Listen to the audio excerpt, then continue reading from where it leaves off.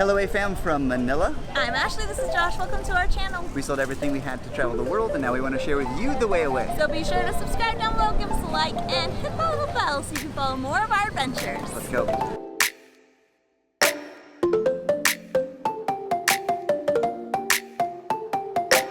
Alright, we are in the Plaza Roma or Intramuros of Manila. It is the old town here and we are with Old Manila Walks. We're doing a tour of the city and we're going to check out and learn about the history. If you guys know a lot about us, you know that we love going on tours, we love learning about where we are, and so this is way overdue because we want to learn as much as we can about Manila.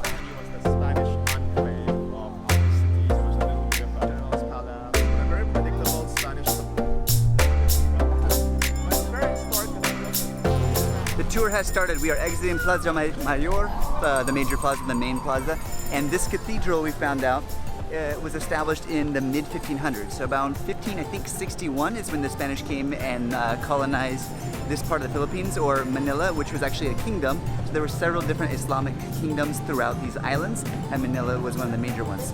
I'm not sure if we're going to be able to film in the cathedral though, because there seems to be a wedding going on. It's still an active cathedral.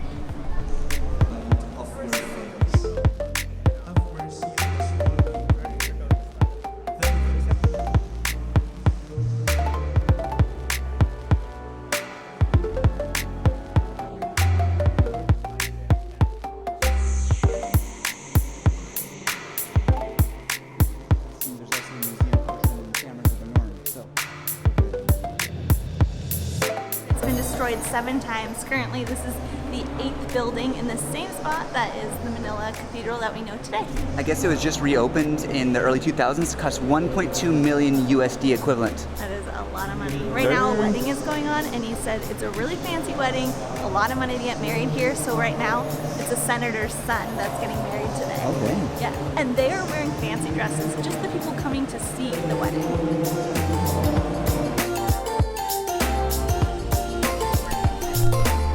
So in the Latin, Intramuros means inside the walls, something like that. So this is the old city wall. Outside is the colonial portion, and for about 300 years, up until the 1800s, the Spanish had built these walls to sort of protect themselves from the class that they were ruling. And this was their way of keeping out the riffraff, really. And out here is where all the inferior people were, as it were. And largely those who lived outside were Tagalogs, no? The Chinese, no? And those who lived inside were the ruling Spanish. But one of the coolest things that I didn't know was that the Spanish only conquered one place in Southeast Asia, and it's here, the Philippines. He said that it took a year for them to get here, but yeah, I just never knew that. I don't know that we learned that kind of stuff in school, but no. But you know what's funny is I mentioned that up until the 1800s it was the Spanish rule. Yeah. But guess what happened in the 1800s? What's that? Us, America. Uh-oh. We're coming to that part of history. Yes, it's kind of, that's not a lot of... Never mind the rain, it's just a passing monsoon. It is the season after all. We're told that there are 2 seasons in the Philippines, hot and rainy. And everyone says that, so it must be true. It is currently raining. Previously it was just hot. So, in the late 1800s, I believe around 1891, during what America was experiencing, a little something called the Spanish-American War, where we were fighting against Spain, the Philippines declared independence from Spain and said, hey, America, you guys want to help each other out? And America was like, sure. And then they came over here and they thought, this place is really nice, maybe we'll keep it.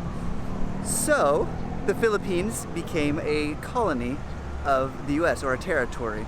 And up until, I think, 1946, America owned the Philippines, much like it did many other places around the world, and still do. But in 1946, something else happened. And I think we're going to learn about that soon, too. When the Americans came to Manila, they were afraid of disease, and this moat was filled with water right outside the wall. So they decided in 1901 to fill it in to keep the disease away, but then in 1904, they brought golf to Manila and created this golf course. So this is the oldest golf course in all of the Philippines. But apparently not the nicest anymore. Yeah. It's so crazy. I feel like we didn't learn any of this in school. Well, we learned about the Spanish-American War because it directly involved us and our land. Yeah. But we didn't learn much about the Philippines because it was, you know, a world away. Yeah, it's crazy to me that they were, fighting the Spanish for 7 months, asked the Americans to come, and within 7 months they were owned by the Spanish and then owned by Americans. They only had this short period of time where they were themselves. Yeah, the Philippines has only been an independent country previously for yeah. 7 months at a time. That's just so sad. Like, it makes me sad.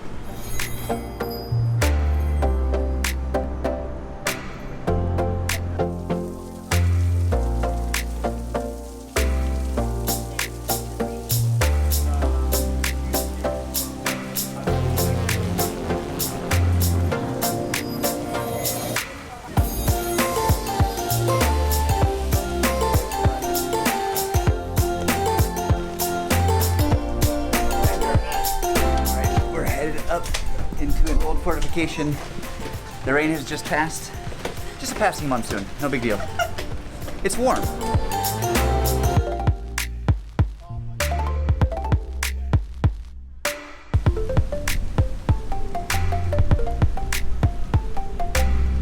Over there, you see that big dome? Yeah. Those used to be the new government buildings, which were built in the early part of the 20th century. So here we have a World War II Japanese artillery gun. During World War II, the Japanese occupied this place and the Americans fought to get them out. After the war is when the Philippines gained its full independence. I'm not sure yet if we gave it back. This is really sad that I don't even know my part of the history in this. Well, my country's.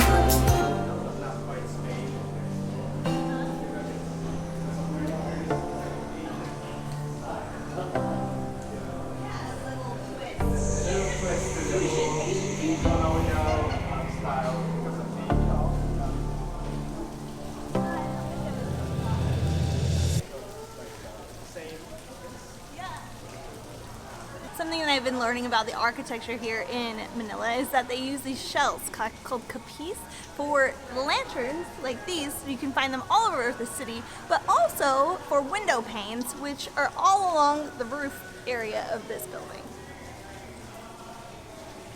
We're at the San Augustin Church now here in Old Manila, and we're learning a bit about the trade back in the day, 1700s or so.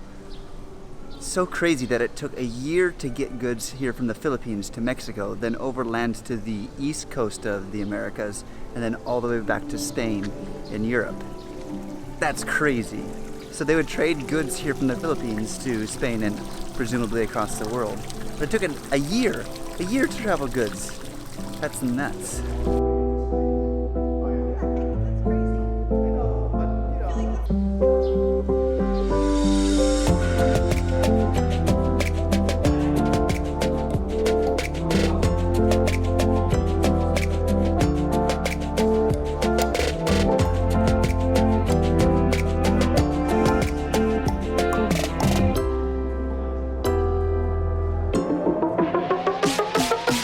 This church is so impressive. It's no wonder it's rated the top thing to do here in Manila, according to reviews.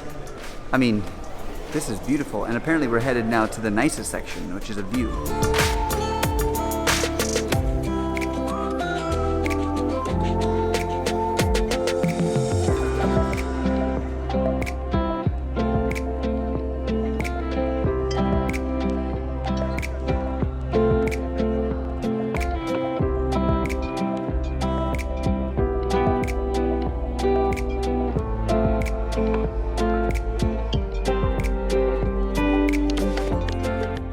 Our guide Ivan has taken us just outside the old cities. This is a cemetery. So this cemetery, they build houses for those who are dead. And what he was saying was on the 31st of every year, the families come to these tombs. There's actually kitchens and toilets built inside each one of these tombs for the family, for the living, when they come to visit and have, he said, on the 31st, just the cemeteries come alive with people. And say like Josh's parents were dead and my parents were dead, we would go tomb hopping on that day.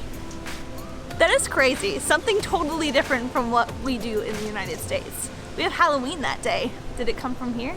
All Hallows Eve, Ashley.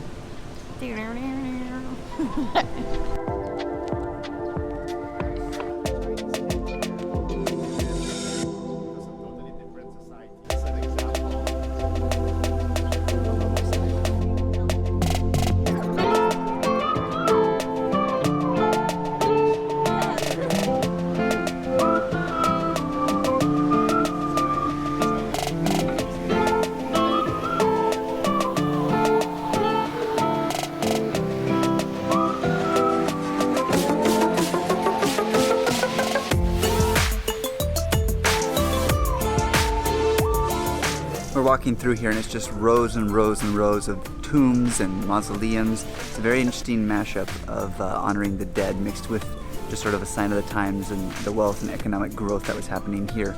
It's over 120 acres or over 50 hectares of land here, and it is just packed full of remembrance of the dead. And when the families come here, it's just a big picnic really for a day and a half, 2 days straight.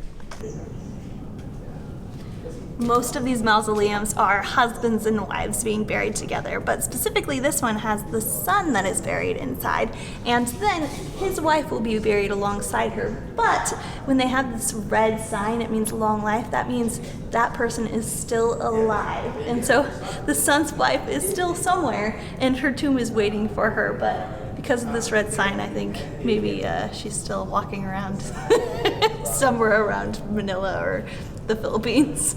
All right, we are headed back to our apartment now. Thanks again to Old Manila Walks.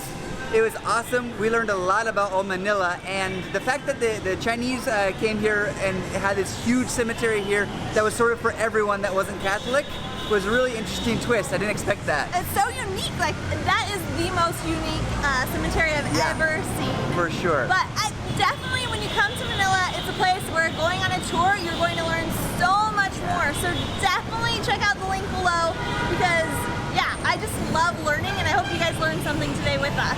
As you can hear, it is very loud behind us. Manila is full of life. But we are going to take the LRT Metro back to our place. Wait fam, I hope we encourage you to get out there and travel today. We'll see you in the next video. Good night. Bye.